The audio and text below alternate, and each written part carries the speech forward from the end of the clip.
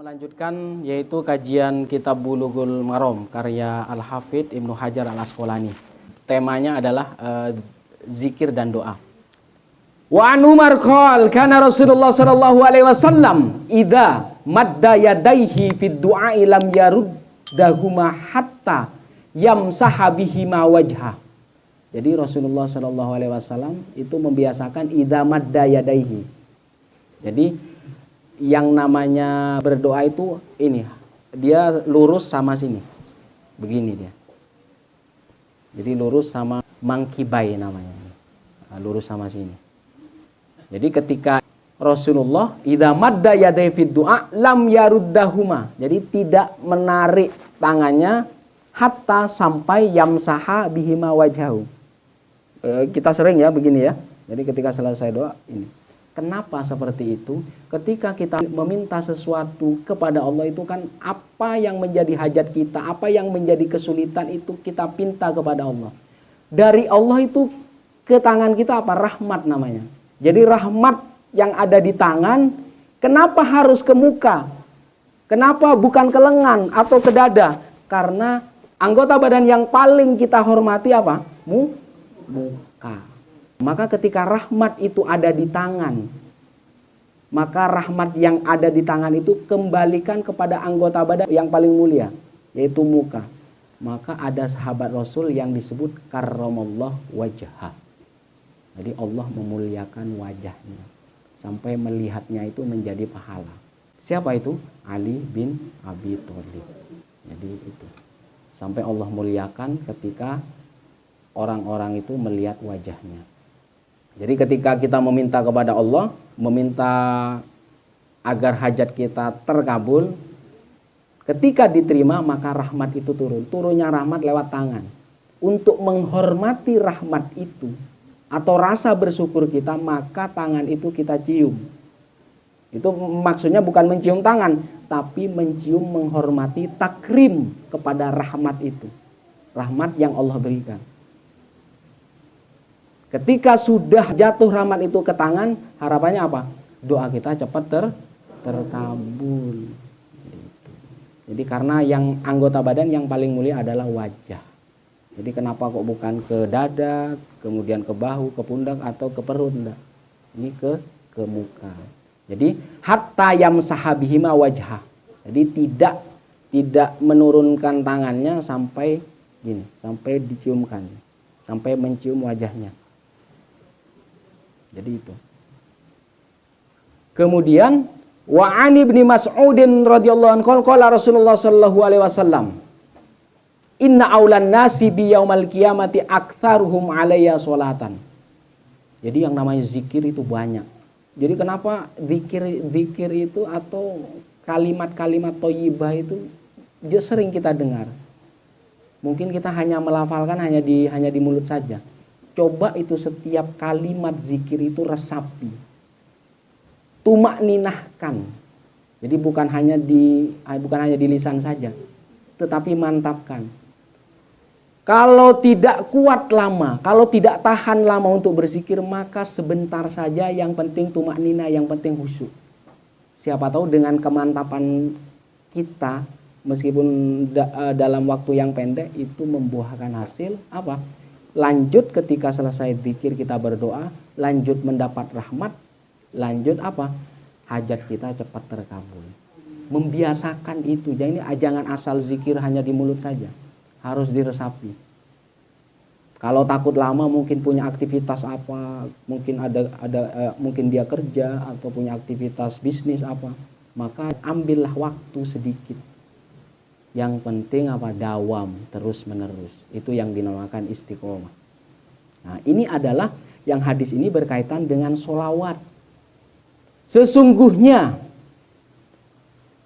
orang-orang atau manusia aulan nas yang paling dekat denganku pada hari kiamat, orang yang banyak membaca sholawat. Aktsaruhum alayya sholatan. Maksudnya orang yang banyak sholawat kepadaku, kepada Rasulullah sallallahu alaihi wasallam. Pilih sholawat yang paling pendek boleh. Pilih sholawat yang panjang boleh. Kalau saya sering membaca sallallahu ala Muhammad saja. Sallallahu ala Muhammad. Atau pilih yang panjang sholawat munjiat. Sholatan tunjina biha min jamil ahwali wal afat wa taqdilana biha jamil hajat. Terus itu. Boleh mau yang panjang. Itu bagian dari zikir, bagian dari mengingat Rasulullah. Jadi di samping mengingat Allah, mengingat Rasulullah. Bahkan kenapa aktsaruhum yang lebih diutamakan mendapat syafaat di hari kiamat, bahkan manzilahnya, bahkan derajatnya itu sama dengan Rasulullah, dekat. Ini orang yang banyak membaca sholawat kepadaku. Aktsaruhum alayya sholatan. Itu kan ringan di lisan. Biasanya kita sering bersolawat, sering berzikir itu hanya sekedar di lisan saja. Jadi hanya di lisan, kemudian pikiran kemana-mana. Saya sarankan kalau susah khusyuk, kalau susah untuk tumakninah jangan panjang-panjang. Jadi bikin waktu pendek, yang penting dawam. Jadi ada sahabat Rasul itu bertanya, ayyud du'a asma wahai Rasulullah. Jadi doa yang seperti apa yang lebih didengar Allah? Doa seperti apa Rasulullah? Kapan itu waktunya? Jauful lail. Jadi kata Rasulullah, jauful lail wa adbaru sholawatil maktubah. Sepertiga malam terakhir dan apa? Dan selesai sholat maktubah. Maktubah itu sholat wajib. Jadi sholat wajib. Jadi sepertiga malam yang lebih didengar, yang lebih mustajab. Itu di sepertiga malam terakhir. Dan setelah sholat wajib. Sholat duhur, asar, maghrib, isya, subuh. Nah, itu namanya itu. Dua waktu itu. Jadi memang banyak waktu-waktu yang mustajab, kita sering melakukan itu. Tapi kekurangan khusyuk, kurang tumakninah. Jadi kadang doanya panjang, zikirnya panjang, tapi kurang tumakninah. Daripada panjang-panjang tapi tidak tumakninah, mending pendek-pendek. Mending waktunya singkat tapi mantap. Karena ini yang lebih didengar. Seperti yang tadi apa? Imtithalul amri, ud'uni, memang benar kita disuruh memohon ke Allah. Kemudian mengikhlaskan hati, khulus, kholisoh. Nah, kholisoh itu murni. Jadi orang yang selalu murni susah. Jadi kalau Rasulullah itu setiap sekonnya itu Allah semua. Kalau kita kan susah. Jadi kalau kita yang memungkinkan kita lakukan, waktu pendek saja, berapa menit saja, 10 menit saja. Tapi terus menerus, setelah sholat maktubah, setelah sholat wajib. Itu kan tidak menyita waktu.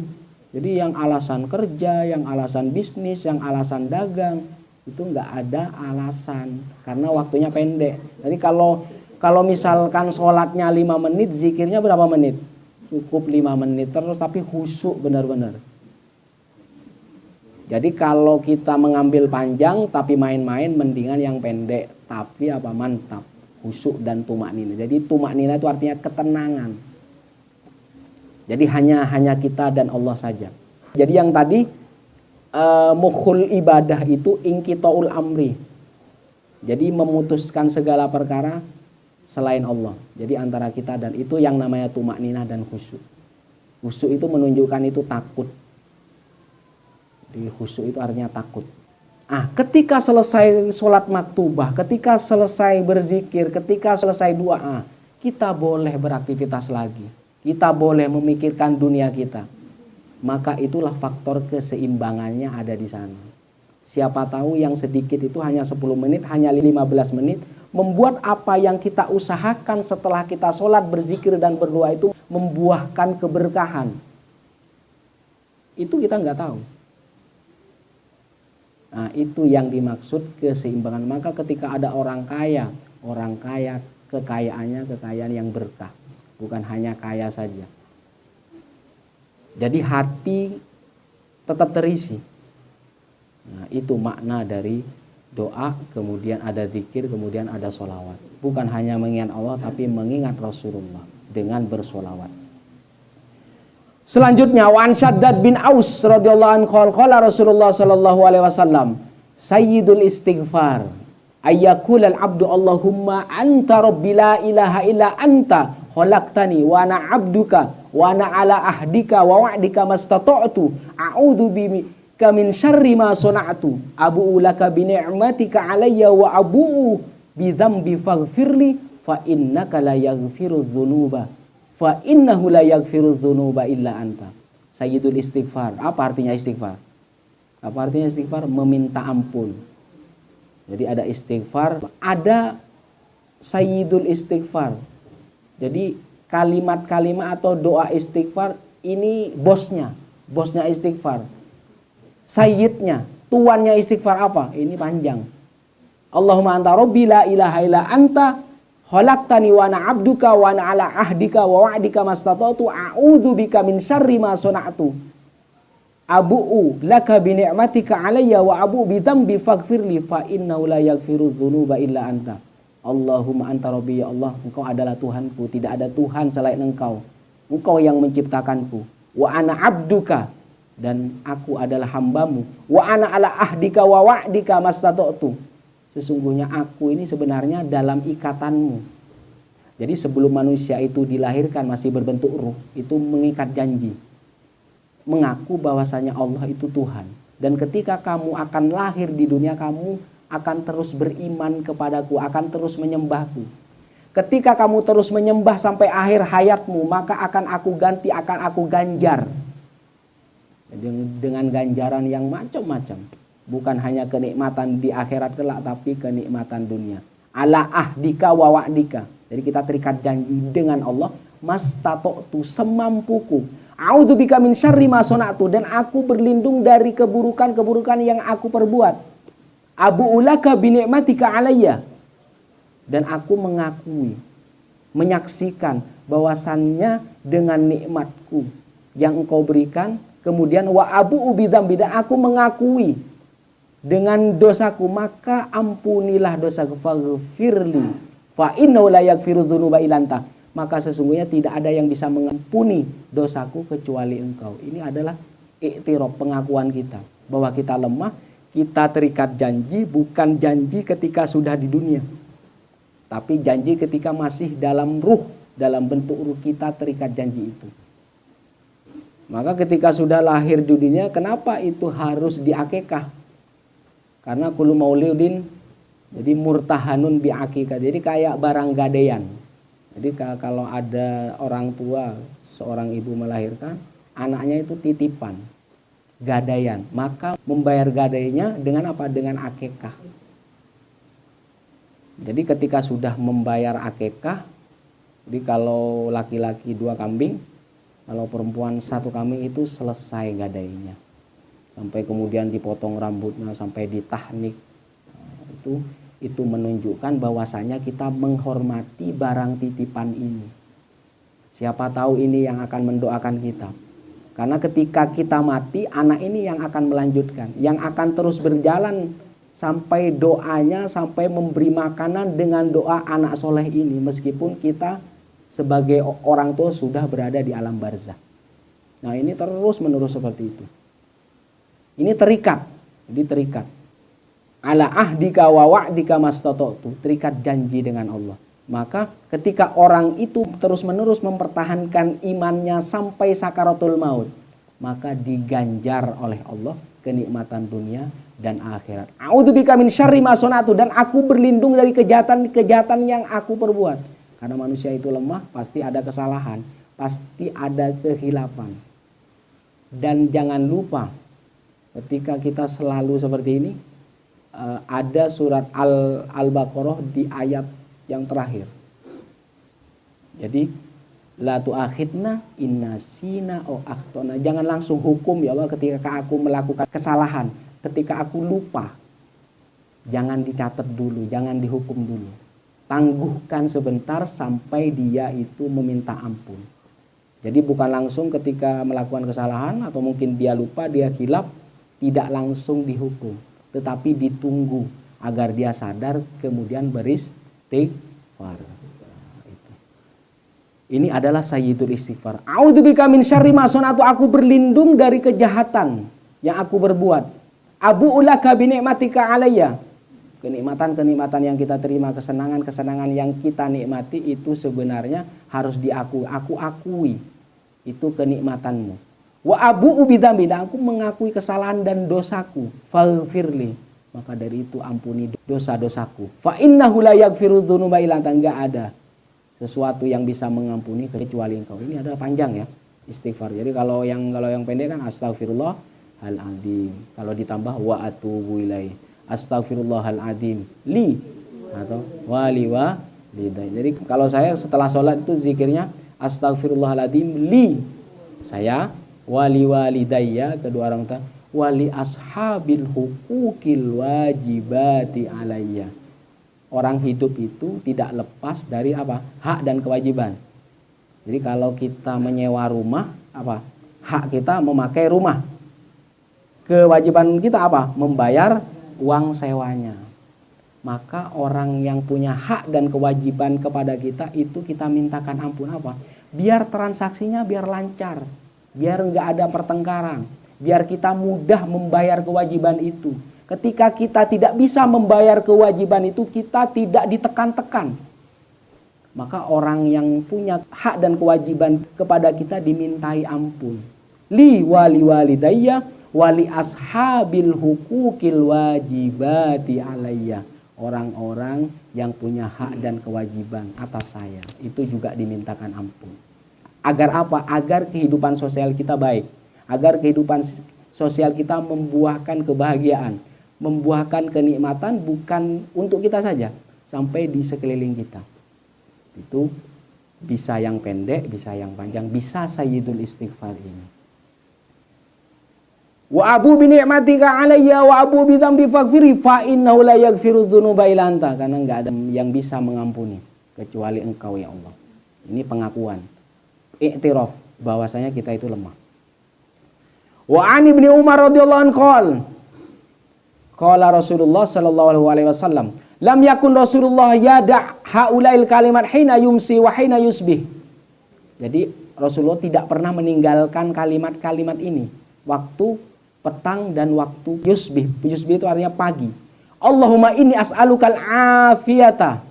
Ya Allah, aku meminta kepadamu afiat. Afiat itu apa artinya? Sehat wal afiat. Afiat itu artinya selamat.